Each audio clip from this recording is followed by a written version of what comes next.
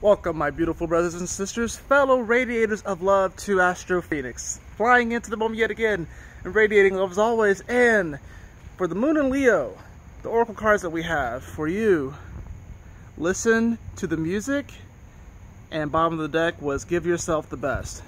So the Moon right now is in Leo, which is very nice. It's very passionate, can be very creative, very energetic. People who natively have their Moon in Leo secretly want to be in the spotlight, but they sometimes can feel a little uncomfortable. They maybe even get like a little bit of social anxiety, but they truly actually want to be in the spotlight. So there's an aspect of you, maybe a passion or some sort of creative endeavor that wants to come forth, that wants to actually be in the spotlight of your life. They want some more awareness and some more attention. Maybe it's just your inner child wanting a little bit more recognition, right? Here's the interesting thing about this Moon transit. We do have it going to be making a nice T-square. We have it squaring Uranus, which is retrograde in Taurus, and it's also going to be squaring Mercury, which is not retrograde in Scorpio just yet, but in a few days Mercury will go retrograde, so it's effectively stopped. So in regards to these cards, the music in many ways can be seen as Mercury, this communication.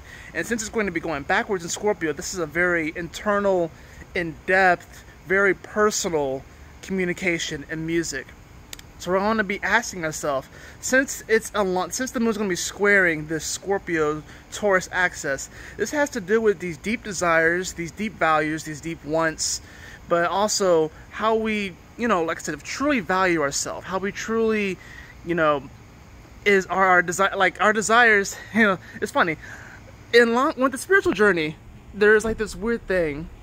It's not a weird thing, but with the spiritual journey, there's this whole idea of wanting to become desireless, which, as a Scorpio native, especially in the 12th house, I don't think that that's really possible, because I think that actually would put a halt to the expansion of the universe.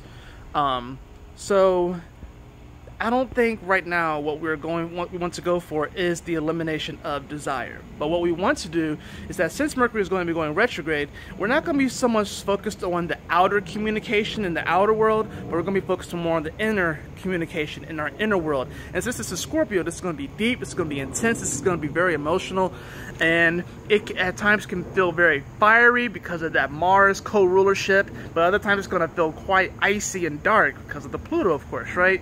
So, and then we have Uranus, which is over here in Taurus, doesn't really like to be there, much rather be in Scorpio. We're going to want to feel more passionate and have these passions really come forth and really put them in the spotlight, but we're going to be asking ourselves, what music are we listening to, and whose thoughts and ideas are we listening to? Are we listening to the outer world and what they believe is truly of value? Are they going to be telling us what we should truly value, or are we going to be looking at our inner world? You got to remember, Uranus also rules the collective. It rules the internet. It rules people. It rules the masses. This is definitely going to be a huge moment, this Moon in Leo, where you're going to be challenged in many ways to really honor your own heart and your own passion and your own creativity, and whether or not, even if you want some sort of recognition, or some part of you wants some recognition, and you put that part of yourself out there, and people may not necessarily get it, and maybe the sort of spotlight that you get, maybe the sort of fame or whatever that you get, quote unquote, metaphorically, or maybe not metaphorically, you may see some people actually really express some deep truth about themselves, and they may get put on blast. Of course, this has been happening anyways, but you may notice this with yourself, that maybe there's this aspect of yourself that really wants to come forth. You put it out there, it gets rejected potentially. Are you going to actually go back into your shell?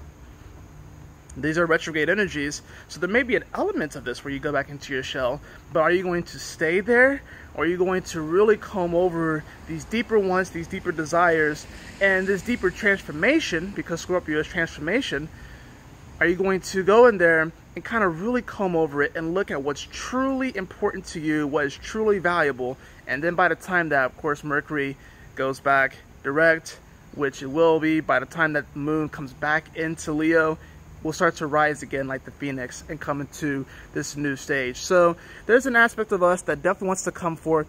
We're having to listen to the music, and we want to give ourselves the best. The giving ourselves the best is that Uranus-Taurus aspect. we have to listen to our own inner music, not the static and the music all around us. This outside, all this stuff can influence us. It can have its input, and we can take it into consideration. But ultimately, we have to listen to our own inner dialogue and our own music, listen to that inner symphony, and then give ourselves the best that we possibly can in that moment. And not necessarily worry about how perfect it looks and how great it looks, because one thing about Scorpio that the ones like to talk about, everyone thinks that Virgo's a perfectionist.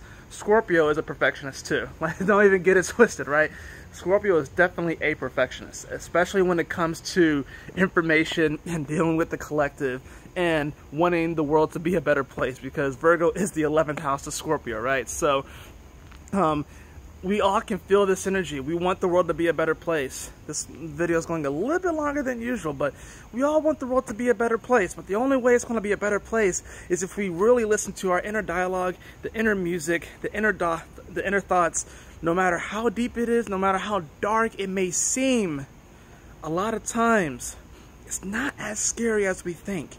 Especially when we actually have the courage to give ourselves the best and give ourselves what we truly want. We may lose some people along the way, but we will gain other people along the way that truly value us, and then everyone else will eventually come back around.